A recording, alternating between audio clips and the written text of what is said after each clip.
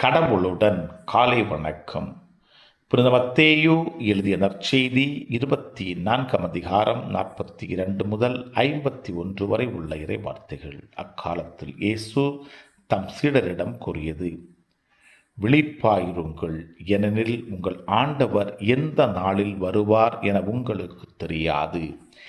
இரவில் எந்த காவல் வேளையில் திருடன் வருவான் என்று வீட்டு உரிமையாளருக்கு தெரிந்திருந்தால் அவர் விழித்திருந்து தம் வீட்டில் கன்னமிட விடமாட்டார் என்பதை அறிவீர்கள்.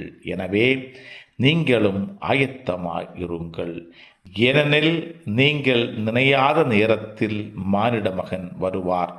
தம் வீட்டு வேலையாட்களுக்கு வேளா வேளை உணவு பரிமாற தலைவர் அமர்த்திய நம்பிக்கைக்கு உரியவரும் அறிவாளியுமான பணியாளர் யார்?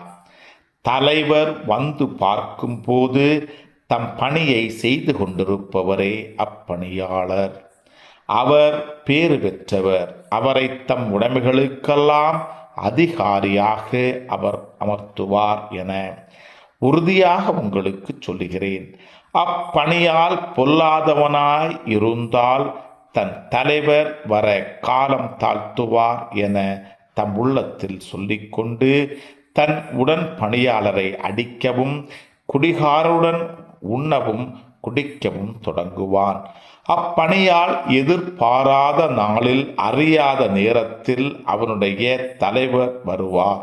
அவர் அவனை கண்டம் துண்டமாய் வெட்டி வெளிவேடக்காரருக்கு உரிய இடத்திற்குள் தள்ளுவார். அங்கே அழுகையும் அங்கலாய்ப்பும் இருக்கும்.